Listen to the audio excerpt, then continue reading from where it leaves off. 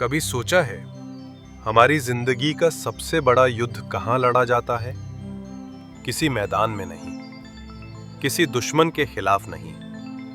वो युद्ध लड़ा जाता है हमारे अपने शरीर के भीतर। रायन हॉलिडे की किताब डिसिप्लिन इज डेस्टिनी का पहला भाग, द एक्सटीरियर, द बॉडी। ये भाग हमें सिखाता है कि आत्म अनुशासन की शुरुआत हमारे शरीर से होती है। लेखक हमें लू गेहरिग की कहानी सुनाते हैं, एक ऐसा खिलाड़ी जिसने लगातार 2130 मैच खेले बिना एक भी दिन रुके। वो खेलता रहा, दर्द में भी, चोट में भी, थकान में भी, क्योंकि उसके लिए खेल केवल खेल नहीं था, वो उसका धर्म था। लू कहता था, I have the will to play, और यही विल पावर असली अनुशासन है। वो जानता था अगर उसने एक दिन हार मानी तो वो खुद से हार जाएगा। फिर आती है टोनी मॉरिसन की कहानी। वो रोज सुबह सूरज उगने से पहले उठती थीं, कॉफी बनाती और लिखना शुरू कर देती, क्योंकि वही कुछ घड़ियां थीं जब दुनिया सो रही थी और वो अपने सपनों को जगा रही थीं।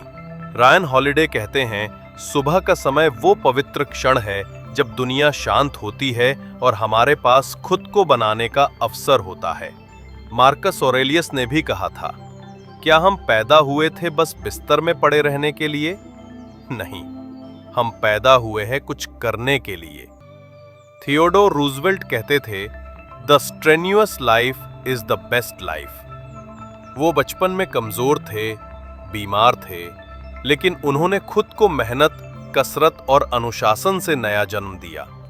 वो हर दिन कुछ घंटे व्यायाम करते थे, यहां तक कि जब वे राष्ट्रपति थे तब भी।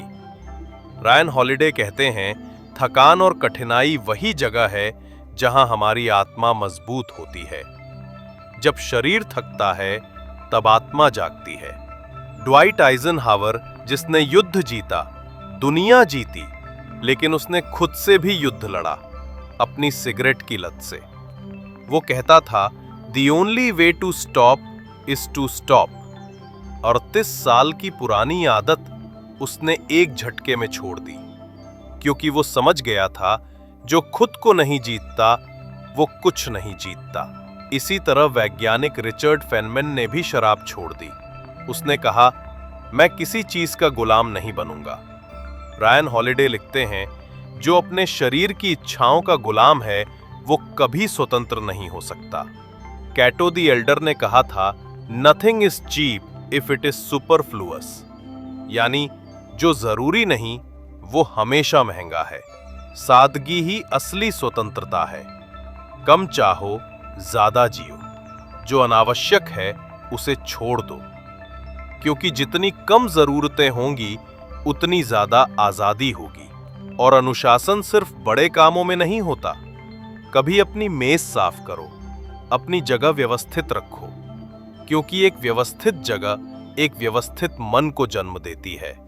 लू गेहरिग, टोनी मॉरिसन, रूजवेल्ट, आइजनहावर, कैटो, इन सब में एक बात समान थी। उन्होंने अपने शरीर पर, अपनी आदतों पर और अपनी इच्छाओं पर विजय पाई। उन्होंने खुद को जीता और इसी से दुनिया जीती। दोस्तों, अनुशासन कोई सजा नहीं है, ये आजादी का सबसे सुंदर रूप है। जब हम अपने शरीर को नियंत्रित कर लेते हैं तो हम अपने भाग्य को भी नियंत्रित कर लेते हैं। महानता हमेशा बड़ी जीतों में नहीं छिपी होती, बल्कि उन छोटी छोटी जीतों में जो हम हर दिन खुद से लड़कर हासिल करते हैं। क्योंकि सच यही है, डिसिप्लिन इज डेस्टिनी। अनुशासन ही हमारी नियति है। अगर आपको ये वीडियो पसंद आया हो तो लाइक और सब्सक्राइब जरूर करें। नीचे कमेंट में बताइए कौन सा विचार आपको सबसे ज्यादा प्रेरित करता है। आप देख रहे थे पोएट्री हब, जहां किताबें बोलती हैं।